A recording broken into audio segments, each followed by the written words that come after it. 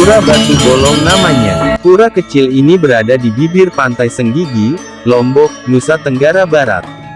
Sesuai namanya, pura ini berdiri kokoh di atas batu karang yang memiliki lubang di tengahnya.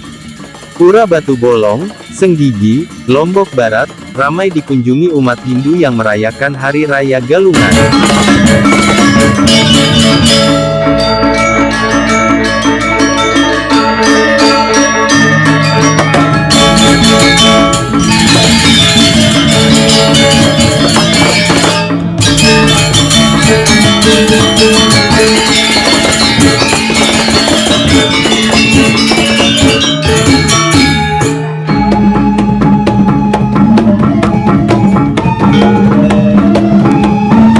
Penjaga Pura Batu Bolong mengatakan, tempat ibadah yang berada di tepi pantai Senggigi itu sudah penuh sejak pukul 6 pagi.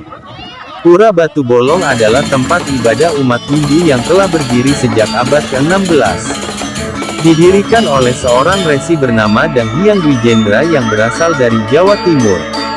Saat itu ia melakukan penyebaran Hindu dari Pulau Jawa menuju Pulau Bali dan terakhir menuju Pulau Lombok. Karena nilai sejarahnya ini, banyak warga tidak hanya yang berlatar agama Hindu, juga datang ke Pura Batu Bolong untuk mempelajari keeksotisan jejak aktivitas kebudayaan dan spiritual dari masa lalu. Bule-bule banyak yang datang ke sini, mereka suka sama aktivitas kita, ikut berbaur, ujar Kadek. Dira warga asal Sayang-Sayang, Mataram, mengatakan, ia baru pertama kali masuk ke Pura Batu Bolong. Tidak ada niatan datang sebelumnya, tapi mumpung ada keluarga yang Hindu ibadah ke sini, jadi pengen ikut, mau tahu, kata perempuan berjilbab tersebut. Dede, warga Gomong, Mataram, datang bersama rombongan keluarganya pada pukul 2 siang. Ia mengaku memilih beribadah di Pura Batu Bolong karena lokasinya yang dekat dengan pantai. Karena bawa anak-anak, bisa sekalian ajak liburan, ucapnya. Untuk masyarakat umum yang hendak mengunjungi Pura Batu Bolong hanya perlu berdonasi seikhlasnya pada kotak yang tersedia di pintu masuk pura. Akan ada penjaga yang mengarahkan pengunjung agar mengenakan selendang sebagai penanda seorang tamu. Tidak selalu ada kesempatan, tiap hari raya Galungan Krama Bali di rantau bisa pulang ke kampung halaman mereka, merayakan bersama-sama hari raya dengan sanak saudara di Bali. Maka itu, bersembahyang di pantai menjadi pilihan, sekaligus berwisata. Hampir setiap momen Hari Raya Galungan, kawasan wisata pantai di Lombok ramai dengan pamedek Hindu tangkil ke pura. Khususnya Krama Bali yang ada di rantau Tanah Bumi Gora. Mulai pantai Sekotong Lombok Barat dengan Pura Song Landak Goa Landak ramai pamedek tangkil. Pantai Loang Baluk di kawasan Tanjung Karang, Pura Segara dan Batu Bolong di pantai Senggigi, dan masih banyak lagi.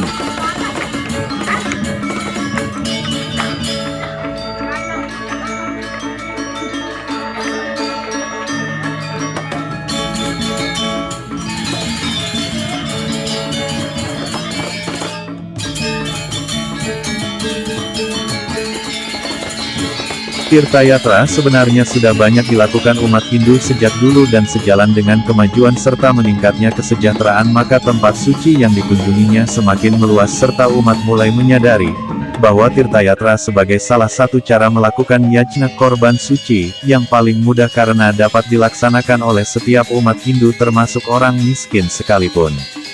Dalam petuah Bagawan Waisampayana kepada Maharaja Janamejaya yang disarikan oleh Bagawan Wararuci memang jelas disebutkan melakukan Tirtayatra dianggap lebih utama daripada melakukan yajna sebagaimana dimuat dalam Sarasa Muscaya, Himpuna Intisari karya Bagawan Biasa, pada sloka 279 disebutkan, Sadadari Drairapi Haicak yang Praptum Nardipa Tirta Bigamanam Punyam Yajnerapi Wicishyate, dalam bahasa Kawi, jauh kuna diterjemahkan sebagai berikut, Apan mangke kotamning Tirtayatra, Atianta Pawitra, Iwi sangkeng kapawananing yajna, menang ulaha kena rindaridra. Artinya adalah begitu keutamaan Tirtayatra, amat suci, lebih utama daripada pensucian dengan yajna dapat dilakukan oleh daridra orang miskin sekalipun. Pengertian dan tujuan Tirtayatra. Yang dimaksud dengan Tirtayatra adalah niat tulus untuk mengunjungi tempat-tempat suci atau tempat bersejarah dan tempat-tempat lain yang dikeramatkan. Tirtayatra bertujuan untuk melihat dari dekat tempat bersejarah untuk menyaksikan secara nyata tempat-tempat penting dalam pertumbuhan dan perkembangan agama Hindu, agar dapat mempertebal Pancasradat 5 keyakinan dan kebenaran terhadap sejarah perkembangan ajaran Hindu.